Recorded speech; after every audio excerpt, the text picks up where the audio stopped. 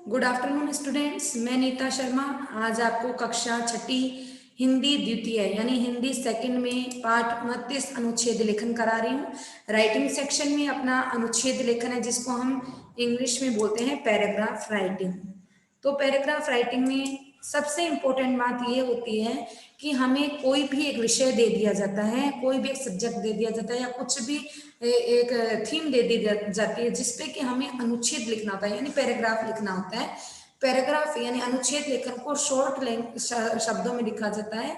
निबंध तो होता है, उसमें अपने विचारों को हम विस्तृत रूप से लिखते हैं, जबकि अनुच्छेद में हम विचार लिखते हैं लेकिन उसको छोटे रूप में, संक्षिप्त रूप में उसको हम लिखते हैं। देखिए, लगभग 100 शब्दों में एक विषय पर लिखना क्या कहलाता है? अनुच्छेद लेखन। और निबंध कितने अक्षर शब्दों में लिखा जाना चाहिए? 200 शब्दों में। तो देखिए, अनुच्छेद लेखन में देखिए, अनुच्छेद की भाषा सरल होनी चाहिए, वाक्य छोटे छोटे तथा एक दूसरे से जुड़े हुए होने चाहिए। नेक्स्ट देखिए, अनुच्छेद के विचार स्पष्ट होने चाहिए, एक विचार से दूसरा विचार निकलना चाहिए। अनुच्छेद सीधे विषय से शुरू होना चाहिए और विषय पर ही समाप्त होना चाहिए।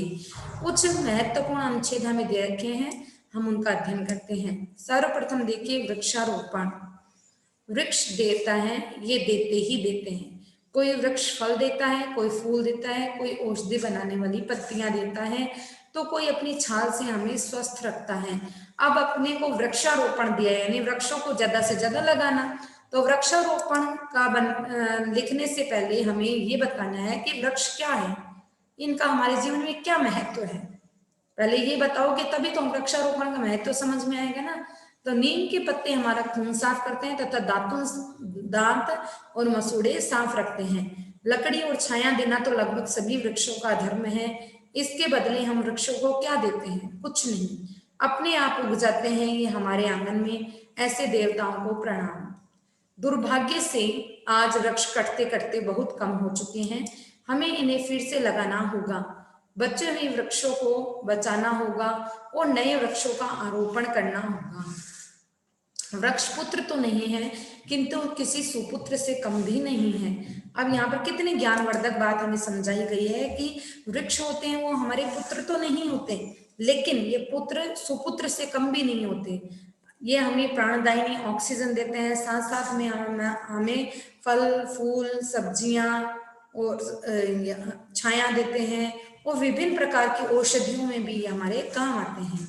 नेक्स्ट देखिए, पुस्तकें। पुस्तकें के ऊपर आप क्या लिखोगे? देखिए, पुस्तकें हमारी मित्र हैं, ये हमारे सुख दुख का पिटारा खोल देती हैं। जब हम अकेले होते हैं तो पुस्तकें हमारा मनोरंजन करती हैं, जब हम परेशान होते हैं तो ये सुख के रहस्य समझाती हैं, जब हम दुविधा में होते हैं तो ये हमें रास्ता दिखाती हैं। पुस्तकों में पूरा संसार समाया हुआ है। कब क्या हो रहा है ये सब हमें किससे पता चलता है? किताबों से पता चलता है, पुस्तक से पता चल रहा है। इसका रहस्य भी पुस्तकों में समाया कि क्या हो चुका है, क्या हो रहा है और क्या आगे होने की संभावना है। ये चीज हमें किससे पता चलती है? पुस्तक के माध्यम से पता चलती है। नेक्स्ट देखिए, जिसने पुस्तकों से मित्रता कर ली वह बहुत बड़े खजाने का मालिक हो गया। नेक्स्ट देखिए, वर्षा का एक दिन। अब आप बताओगे कि एक दिन वर्षा हुई तब आपको कैसा लगा, उसका बताना है आपको। भीषण गर्मी के दिन थे, धरती प्यासी थी, गर्म हवाएं चल रही थी, तन मन धक रहा था। अचानक शाम को बादल घिरे, लू कम हुई, ठंडी हवा चली। देखते देखते बारिश शुरू हो गई। कोई 5-10 मिनट बाद बादल बरसे, फिर शांति हो गई। मैं घर से बाहर निकला, मिट्टी से सौंधी सौंधी खुशबू उठ रही थी यानी प्यारी प्यारी महक भरी सुगंध उठ रही थी।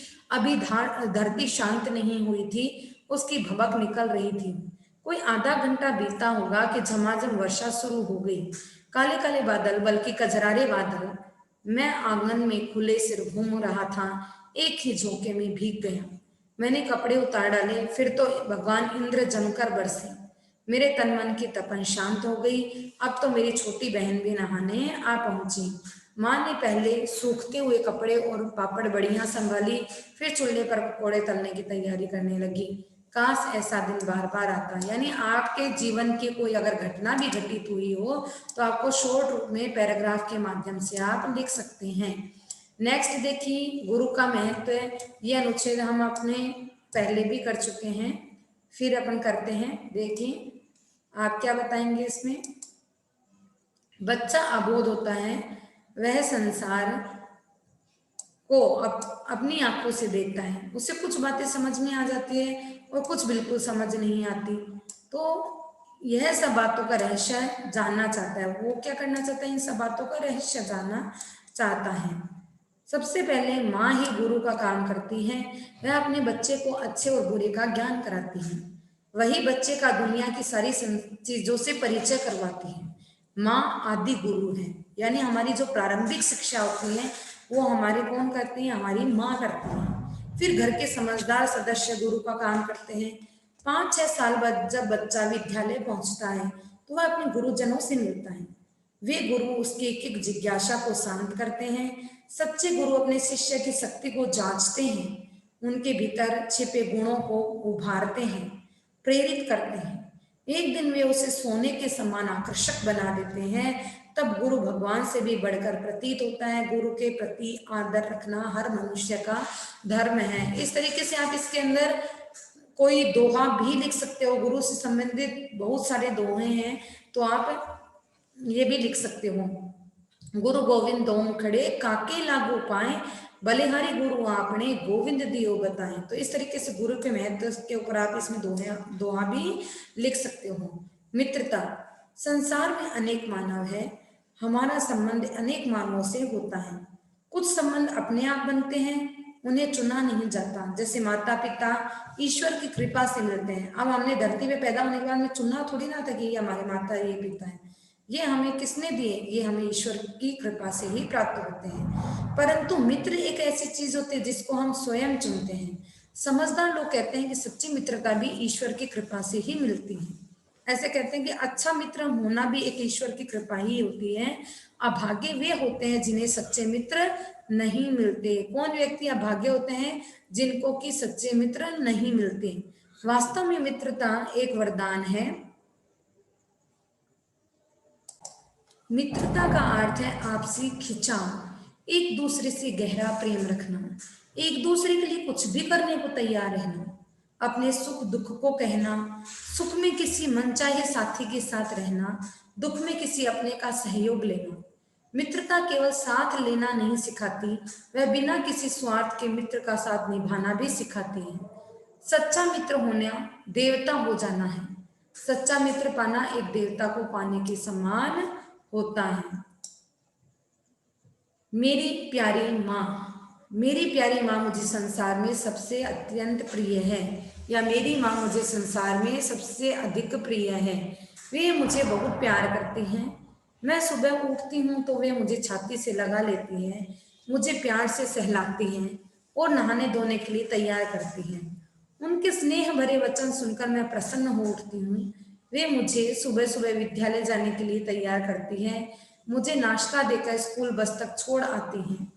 जब मैं विद्यालय से वापस लौटती हूँ तो भी मेरे इंतजार में बस स्टैंड पर खड़ी मिलती हैं। सबसे पहले वे मेरा बस्ता ले लेती हैं, लगता है वे मेरे लिए ही बनी हैं। घर आते ही मुझे शिकंजी, पानी या जूस देती हैं, फिर गरम गरम खाना देती हैं। ऐसा ही होता है, सबकी मम्मियाँ ऐसे ही करती हैं। शाम को विद्यालय का काम करवाती हैं, रात को साथ सैर कराती हैं। जब तक मैं सो न जाऊं मेरे सुख का प्रबंध करती रहती हैं। मैं सोचती हूँ माँ ना होती तो मेरा क्या होता, शायद मेरी जिंदगी में अंधेरा ही अंधेरा होता। मैंने भगवान के बारे में सुना है, शायद वह भी मेरी माँ जैसा होगा। माँ मेरे लिए भगवान है। एक्चुअल में यही होता है कि अपन भगवान को सबसे ऊपर मानते हैं, पर भगवान ने हमें जन्म दिया है। हाँ, भगवान ने हमें क्या है, इस धरती पर भेजा है, लेकिन माँ इस धरती पर भेजने के बाद में माँ हमारी सबसे बड़ी भगवान होती है। माँ हमारा पालन पोषण करती है, हमारे सुख दुख में हमारा साथ देती है, और जब तक वो हमें सुखी और समृद्ध नहीं देखती, वो उसके सांस में सांस नहीं आती। इसलिए माँ का स्थान तो भगवान से भी ऊंचा है। शास्त्रों में कहा गया है कि माँ की पूजा जो करता है वो ईश्वर की पूजा करने के बराबर ही होता है। आगे देखिए, गंगा स्नान। गंगा एक पवित्र नदी है। भारत के लोग इसे गंगा मैया कहकर पुकारते हैं। मेरे मन में भी माँ गंगा के प्रति श्रद्धा है। पिछले रविवार को मुझे हरिद्वार जाने का अवसर मिला। मैं अपने माता पिता के साथ हर की पौड़ी पहुंचा। सुबह के 7 बजे थे। गंगा नदी कल कल करती हुई बह रही थी। हर की पौड़ी पर हजारों लोग स्नान कर रहे थे। मैं भी नदी के तट पर पहुंचा। पत्थर के शीतल पाट पर पांव रखते ही मैं खुशी से चहक उठा। जैसे ही मैंने पानी में पांव रखा, मैं सिहर उठा। पानी बर्फ जैसा शीतल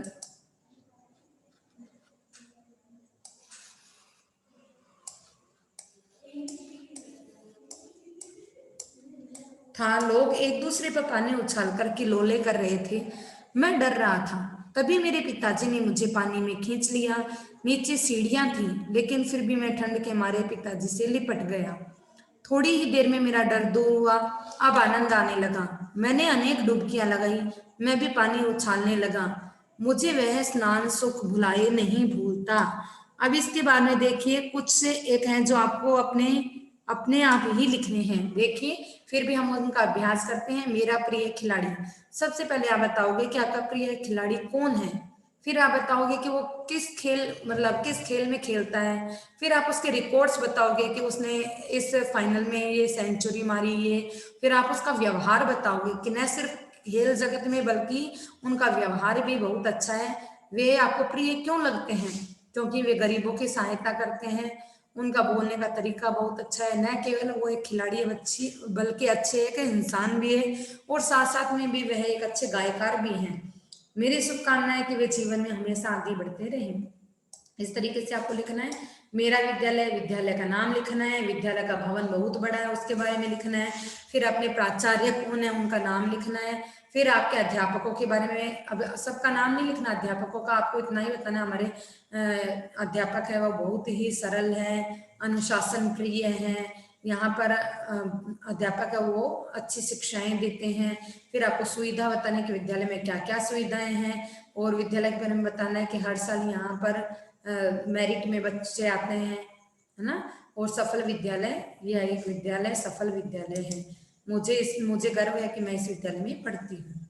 मेरा मित्र, मित्र का नाम बताओगे। मित्र और देखो मेरे प्रिय अध्यापिका, इसमें थोड़ी सी चीजें सेम है। मित्र का नाम बताओगे, बताओगे वो दिखने में कैसा है, उसके स्वभाव में क्या क्या गुण है, और वो आपको क्यों प्रिय लगता है। फिर मेरी प्रिय अध्यापिका में भी अध्यापिका का नाम, वो आपको क्यों प्रिय है, उनका व्यवहार बताना कि वो मधुर व्यवहार के, सबके साथ अच्छा व्यवहार करती है। वो हमारी प्रेरणा स्रोत है, हमें अच्छी बातें बताती है, हमें जीवन में आगे बढ़ने के लिए हर समय प्रेरित करती है, हमारे हर प्रश्न का उत्तर देती है। फिर बताना आप मेरी शुभकामनाएं सदैव उनके साथ है। स्वामी भक्त कुत्ता, इसमें कुत्ते का बताओ कि मेरा प्रिय कुत्ता। फिर आप बताओ नीलू है, यह सफेद और हल्के भूरे रंग का है। यह कुत्ता है, उसको वफादार माना जाता है। ये जब घर में होता है तो हमें किसी बात की कोई चिंता नहीं होती। हम निश्विक्र होके चोरों के डर से भी, चोरों का हमें कोई डर नहीं होता। हम निश्विक्र होके रात्रि में नींद लेते हैं। ये जगता हुआ हमारे घर की पहरेदारी करता है। साथ ही यह हमें काफी मनोरंजन भी करता है। अब आप बताओ कि क्यों प्रिय क्यों है ना। क्योंकि उस वह बहुत ही सुंदर लगता है, हमारे हमें अनेक खतरों से सावधानी से बचाता है। फिर आपको उसका कोई उदाहरण दे दीजिए। एक बार की बात है कि घर में रात्रि के समय चोर घुस आए थे। हम निश्विक्र होके सोए हुए थे, लेकिन नीलू है वो पूरी रात जगता रहा था।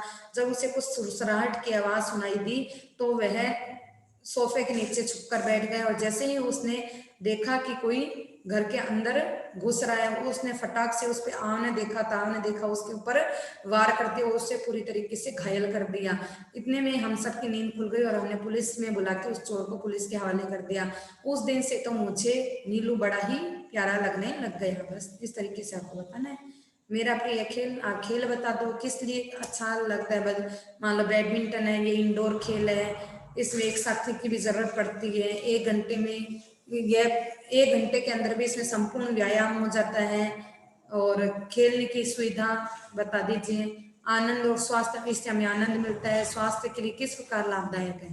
तो ये सारी चीजें आपको बतानी है। जल संकट, आप इसमें बताते जल ही जीवन है, जल के बिना हमारा जीवन व्यर्थ है। जल की कमी बताइए कि आज अभी के समय में जल की बहुत ज्यादा कमी होती जा रही है। अब कमी के कारण क्या है कि लोग अंधाधुंध जल का प्रयोग करते हैं, जल को प्रदूषित करते हैं। फिर आप जल बचाने के उपाय बताएंगे, किस तरीके से हम जल को बचा सकते हैं, उसको संरक्षित कर सकते हैं।